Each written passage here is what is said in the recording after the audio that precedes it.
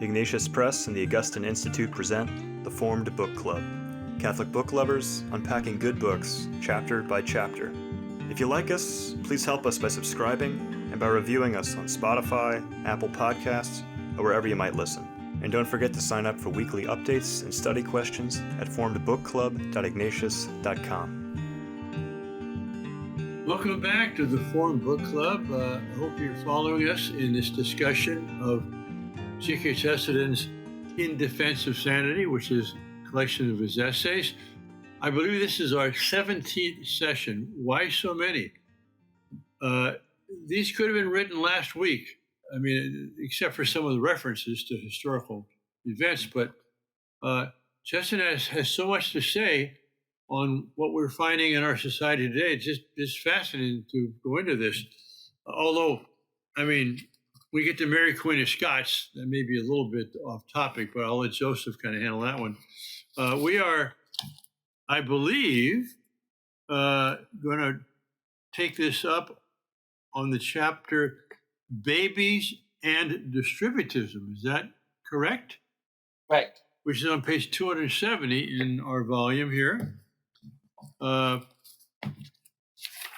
underlined a few sentences which I believe would give the structure of this whole essay, but I'm happy to yield the floor to my companions. I'm happy for you to structure it, and we can see if there's anything needed. All right.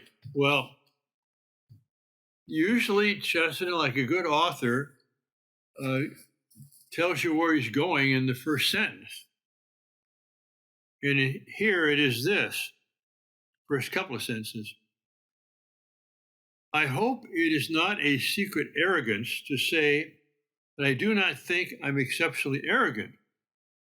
Or if I were, my religion would prevent me from being proud of my pride. Okay, that's a little play of words there. But nevertheless, for those of such a philosophy, that is mine, of the Catholic faith, there is a very terrible temptation to intellectual pride in the welter of wordy and worthless philosophies that surround us today. Now, that has nothing to do with the specific topic of this essay, but as a general statement, I find it true. I mean, the Catholic Church has so much wisdom and so much clarity that there's a temptation to think the rest of the world is crazy, you know?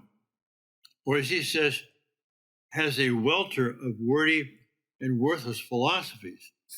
All right, so what is this chapter about, or this essay about?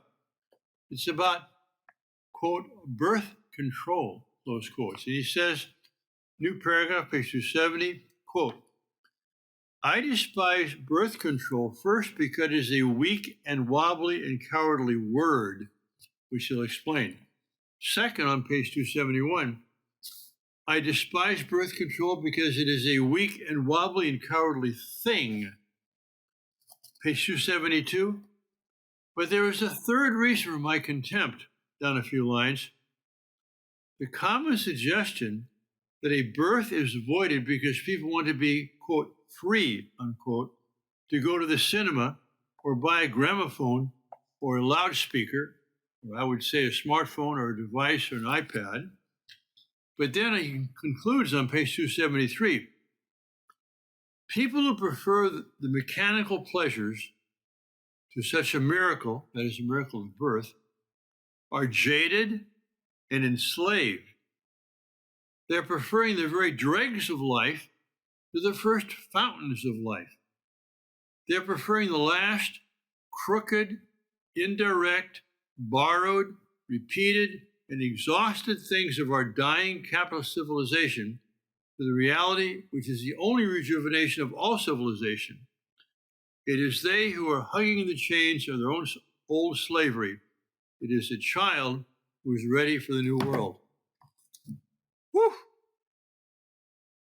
Well, I agree completely. What you've done there is structure the whole thing. Indeed, what you've done is just to summarize the way that Chesterton structured the whole thing in the development of his argument and his conclusion. I do have a couple of things in addition, but I'm going to let Vivian go first if she'd like. Well, since you have them at the ready, why don't you go first? And then I'll fill in with just a couple of things I wanted to say about this chapter. All right. Yeah. You'll give what they say color, they say in the sports board.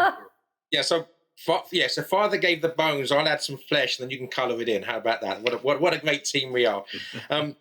What was unusual, actually, for the most part, although I think that what Father was endeavouring to do, he did. But usually I find that we all discussing the same highlighted passages, and with the exception of the conclusion, it wasn't the case. In actual fact, the part that what I've highlighted on page 270 is exactly the chunk that Father left out. But I do want to mention it for a particular reason. So where Father left off, he read the first two sentences of this essay, and I took it up from there. Yet there are not many things that move me to anything like a personal contempt. I do not feel any contempt for an atheist, who is often a man limited and constrained by his own logic to a very sad simplification. I do not feel any contempt for a Bolshevist, who is a man driven to the same negative simplification by revolt against very positive wrongs. But there is one type of person for whom I feel what I can only call contempt, and that is the popular propagandist of what he or she absurdly describes as birth control. Now as you rightly say, Father, these essays could be written today. You just have to tweak a few words. In this case, I would just change birth control to Planned Parenthood. And we have Chesterton's approach, if you like, projected forward a century, because, he understands people that get things wrong in terms of the intellect. He understands the atheist who has to, be able to physically see something before he can believe in it, and that forces him to simplify things. He can understand the communist, who sees very real injustices and wants to put them right, and then comes to the wrong conclusions about how to do so. We know from Chesterton's life that he had this charitable approach to his enemies. The discussions with George Bernard Shaw and H.G. Wells and all these people that got it wrong. But when it comes to these sexual politics of what he calls the propagandists of birth control, what we might call Planned Parenthood, we can see where this sexual politics has led, and the destruction that it's caused. And it's not ultimately about the intellect. These people are not even thinking through their heads; they're thinking through their loins and believing somehow or other you get a just society and a free society by following the slavery of the flesh. And so I think he really hits something special here, that these people are actually much worse than atheists and communists in the sense of where they're coming from. I don't know if anybody wants to comment on that, because I don't got one. I do, but I want to let Vivian speak first. Yeah. Well, I wanted to see where Joseph was going to go next. Well, I've just got one other passage on the next page highlighted with a few ellipses. So about halfway down, if there is no authority in things which Christendom has called moral, then they are clearly free to ignore all differences between animals and men, and treat men as we treat animals. And skip a few lines. Let all the babies be born, and then let us drown those we do not like. Now, bearing in mind the new law is about to be passed by the Democrats if they get their way, which basically makes it legal to abort a baby right up to the moment of birth, there quite clearly is no difference between a baby 1 second before birth and 1 second after birth. So therefore, clearly there's nothing to stop them from saying that a mother can kill the baby for the first 12 months or whatever random date they decide to make someone have legal rights. So we see this is absolute prophecy on Chesterton's part to see where this is leading. 100 years ago, we see the fruits of it today. Well, I would like to follow up that quote because, and here's my color coming on here, because here Chesterton starts this essay saying he doesn't like holding people in contempt. That is what pride is, actually. But there is a person he does hold in contempt. He can't help himself, and that's people advocating birth prevention. And then he gives those reasons that Father outlined. And the second reason is that they hold everybody else in contempt, really. And that treating men as we treat animals. I mean, what greater contempt is there than to treat your fellow man as if he were an animal? And to just give you a personal experience underlining this, I was once writing a story for a Catholic publication. This was decades ago. Oh, it couldn't have been that long ago. She was in high school. And it was on natural family planning. And so I called the Department of Health and Human Services, their reproductive health division, because I wanted to know what the statistics were on different forms of birth prevention in the United States. I was curious as to where, what percentages of people were doing different things, and did they have that data? And the man who answered my call and began answering my questions immediately began treating me with contempt. But I just pushed through. And finally, when I got to, well, what are your statistics on the use of natural fertility awareness and planning birth that way? He said, we have no statistics on that. Nobody does that. And I said, well, I beg your pardon, sir, but I know plenty of people who do that. And so I know there must be some. He said, well, most people wouldn't and couldn't, because most people are nothing but animals. Direct quote, most people are nothing but animals. Yeah, so relativism reduces everything to nothing but appetite, basically, and that's what these people, that's their primal philosophy, is we're nothing but appetite. As I said, they don't even think with their heads or their hearts. They're neither romantics or rationalists. They think through their loins. So now let me give you another personal experience that relates to this treating born children as if they were nothing more than kittens and drowning the ones you don't want. Because when I was in the hospital having a miscarriage, the nurse who was taking care of me, I was, of course, very emotional and I was crying. And so she handed me the tissues and said, gee, I really don't know why you're so upset. And I said, well, I'm losing a baby. Of course I'm upset. And what's upsetting me so much, too, on top of it all, is how many people willfully do this to themselves. Well, she just took a step back, and then she was reaching for the tissues. She had worked for the county health department for years, assisting with abortions. And there we were, both crying. And she said, I'm going to tell you the truth. Working at the county health department, I just began to see all these babies as so many kittens and puppies. And we were doing a society a favor by getting rid of them, just like the people down at the animal control department do. And until you said what you said, and then she began to relate that she'd been raised a Catholic. I mean, it was just incredible. But here, these two things, I got it from the horse's mouth, so to speak. From the birth prevention people, I get people are nothing but animals. And from the abortion performance people, I get they're nothing but so many kittens and puppies. It's actually ironic, by the way, that many of them would feel much more sorry for the kittens and puppies, but that's another discussion.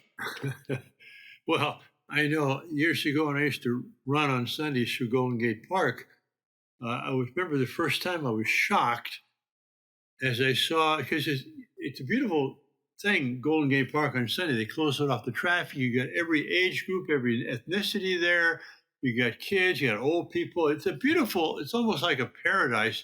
But there's this couple coming towards me with a baby bug, and I looked in and it was a puppy. I said, what the hell are you doing, with a dog and a baby bug, But that was their progeny, I mean, Joseph, you made me think of something here at the beginning when you connected the expression birth control with Planned Parenthood, because Chesterton says birth control is a weak and wobbly and cowardly word. Why? Because there's no birth involved and no control. You're just trying to prevent any birth. That's what you're trying to do. Well, what about Planned Parenthood? It's not about planning anything. You come to Planned Parenthood when something unplanned has taken place, right? And it's not about parenthood. It's about making sure you're not going to be parents. Yeah. So Planned Parenthood is equally a weak and wobbly and cowardly word as birth control is. Yeah, I'd go so far as to say it's a diabolical euphemism. But it means the complete opposite of what it says it is. I mean, how much more diabolical can you get, right? Good. Any more on this essay? It's only 3.5 pages, but there's a lot in there. Yeah. No, that's all I have. That's all I have. Let's go to the next essay, The Rout of Reason. Not rout as in paper route or route, but rout as in routing the enemy. And the first sentence again, with his typical humor. Many people seem to be wondering what will become of the human soul in another world. I'm wondering what has become of the human mind in this world. And that's because he's got some English authors or ecclesiastics are wondering, well, how can we fit everybody in heaven? There won't be any room up there, right? It's like the Soviets when they launched their first cosmonaut. And Yes. When this fellow returned to Earth, the Soviets declared that he went up there and did not find Jesus. Therefore, heaven is a fairy tale. Right. But it's He was looking in the wrong direction. Exactly. Looking in the wrong place. So succinct in page 276, about 5 lines down. We cannot describe mind in terms of matter, if only for the reason that we cannot even perceive matter except by mind. I mean, that is an entire volume on philosophy of mind or philosophy of matter. That even to talk about matter, we're using a concept which no animal has. Only some being with mind can talk about matter. Oh, I mean, yeah, it's brilliant. It's a brilliant. I didn't highlight that sentence, but I wish I had done. And I'm glad you talked about it. I have the top of page 277 highlighted because I mean, all right, we can now understand the Soviet Union, who are atheists making silly statements like that, and other materialists. But what about when you've got a bishop of the Anglican Church who basically makes a materialist presumption about transubstantiation? So at the top of page 277, when Bishop Barnes suggested that chemical investigation might test transubstantiation, it was no occasion for the skies to fall, as at a sublime blasphemy. It was simply that the solid earth of reason and common sense, on which we all walk, gave way under us with a faint crash. It was the human mind that had collapsed. I mean, what can you say? Yes, but I have to say, I find the same disturbing tendencies even among Catholics when they claim that certain Eucharistic miracles that prove that this host was really a piece of flesh and it's kept in some reliquary somewhere, or that this Eucharistic chalice actually contained real human blood and they've got drops of that somewhere. I mean, I find the same kind of strangeness that you don't prove the reality of transubstantiation by proving to me that the host is a piece of heart tissue or something like this. I just I find the same problem, actually, in Catholic circles. Only thing I would say as a caveat to that is I agree completely with your logic, and if that's what they're trying to do, then they're wrong. But let's just presume, for the sake of argument, that some of these Eucharistic miracles are genuine, bona fide. Then what it is, of course, is God performing a miracle in order to strengthen the faith of his people, and that would not be the same as actually trying to prove chemically or physically that, because obviously the church does not teach that the host is chemically or physically the body or blood of anybody, Christ or anybody else.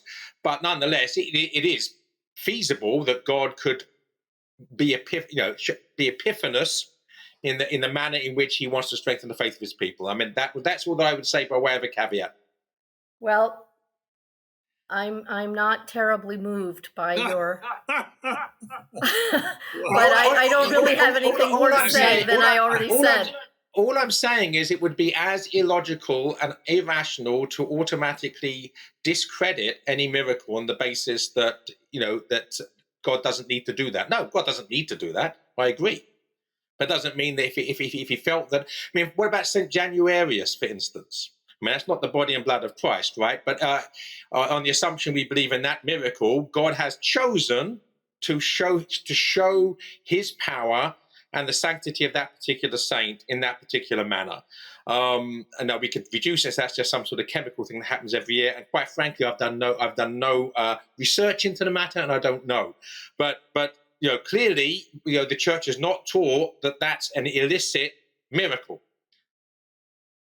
Well, I'm conflicted because I really find myself agreeing with both of you, and it's not fully compatible, perhaps. I could care less whether on January 19th every year, the vial, which is supposed to contain the blood of St. Januarius, liquefies or not. It may or it may not. My faith would not be changed an iota if, on the one hand, it was discovered to be true, or on the other hand, to be false. I agree. These are secondary things, but I maybe it's because I don't like to be in a butcher shop either. But I don't like bloody flesh. But I mean, do you not like the relics of the saints, St. Clare of Assisi, for instance?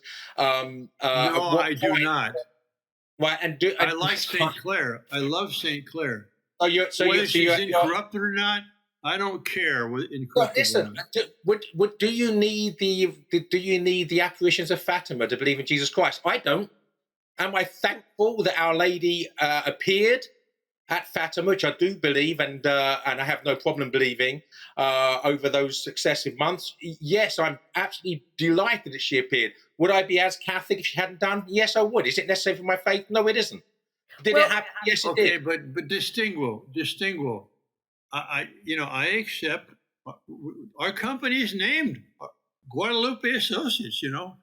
We believe that Mary appeared to Juan Diego, and imprinted her portrait on his tilma. Yes, it's a different kind of miracle, though, than someone is saying this is St. Peter's tooth, or this host actually became type O blood, or something like that. That's a different kind of thing. It's even a different kind of thing in another way, and that is that when we believe, which is Chesterton's point in this essay, that when we say we believe in transubstantiation, what we mean is that the mysterious reality is present under the appearances. And it's not like Jesus is carving up his flesh and passing it out. That's not what the Eucharist is. Even his flesh in his glorified body is not flesh as we know it, certainly. Otherwise, the cosmonaut would find him somewhere hovering up there. I mean, what we're talking about, these realities, and that's why I am repulsed by these so-called Eucharistic miracles, because I'm sorry, proving to me that that is a real piece of human flesh does not in any way, in my mind, translate to anything having to do with transubstantiation. No, but let me take Joseph's side now, because Okay. we do say this is the real presence, body, blood, soul, and divinity. And Yes. so even like from everything you said, God could,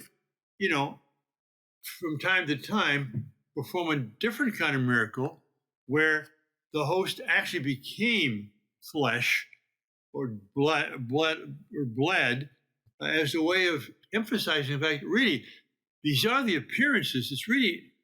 It looks like bread and wine, but it's not. And I'm going to show you today that it's really not, because here's a few drops of blood coming out of it.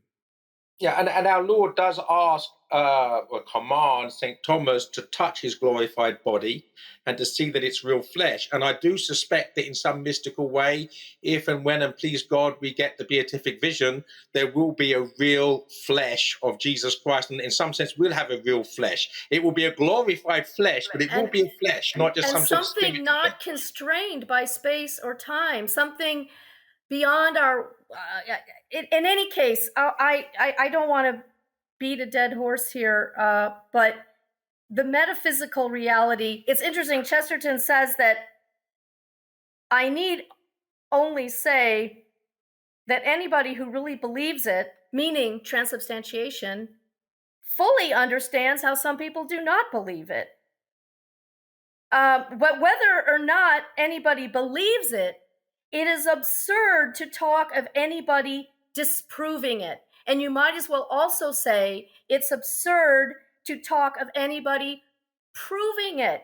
And when people put these sorts of things under my nose or the nose of non-believers saying this proves it, which is I back out of the room, because it depends what you mean by proof again, though, because the Christian philosophers talk about the proofs of God's existence. It depends what you mean by proof. Of course, it can't be proved or disproved physically. It can't be proved or disproved in terms of physics. But it can be proved or disproved, at least argued about on the basis of proofs, what we call proofs. Right. I'm talking about using a piece of skin or something to somehow prove that the Eucharist is Christ present. And I'm saying you're going about this the wrong way because you don't understand. Suppose, you couldn't be a priest yet, but I mean, if you were a priest and you said Mass every day, it became routine, and you began to doubt, oh gosh, is this just really a ritual? Is this really the body and blood of Christ? And you begin to doubt, but you were a sincere doubter, and suddenly you're saying Mass and you see a drop of blood come out. Well, that's not something which is natural. That's a sign to me to remind me, oh, yes, this really is the body and blood of Christ. It doesn't prove it, but it's a sign to me that, something, you're not taking this seriously enough. I can see God doing that. I can't certainly say, it's not for me to say what God can and cannot do. I'm only saying that when people try to put this under the noses of other people to prove the Eucharist. Okay.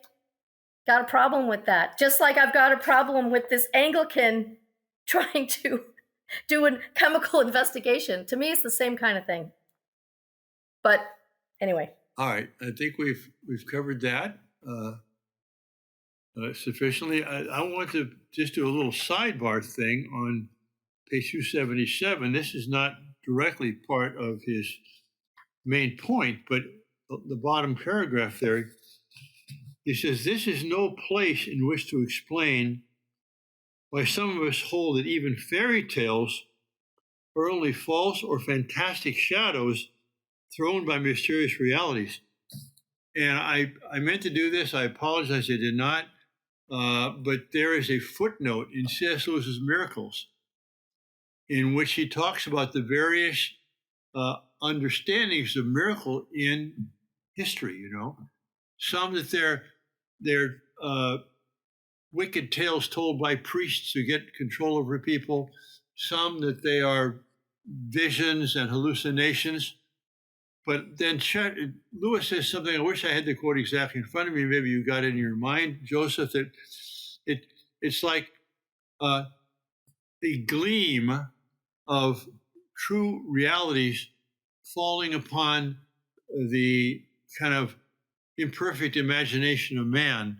so that they're not false, and they're definitely not lies, intentional falsehoods, but they are a kind of reflection in a vague way of something which is true. And that's what Chesterton says here. I would leave out the word false. Fairy tales are fantastic shadows thrown by mysterious realities. Okay, well, the next chapter is a very, essay is, I think, the longest one in the book, right? I think it is, yeah. It's on Mary, Queen of Scots. And so we either cover it in a very short time, which maybe... I think we can cover it in a very short time, Father, but perhaps not 2 minutes. I think we can probably have this covered in 5 or 10 minutes. I've got two or three things I'd like to say about it. All right. But I don't want to... We've been going for half an hour already, so... All right, but the point is we don't need to wait and have more time for this. Is that right? We don't need to postpone it until the next session. Well, I was suggesting that we do, because we'll be rushing. Unless you want to, if you want to go long, I'm happy to go long. But I think it's going to take at least 5, possibly 10 minutes. All right, that's good. Well, in that case, we'll begin next week with Mary, Queen of Scots. Thank you once again for all those, whoever you may be, for joining us on the Formed Book Club. If you enjoyed this discussion, please help spread the word about the Formed Book Club by subscribing to the podcast and writing a review. You can sign up for weekly updates at formedbookclub.ignatius.com.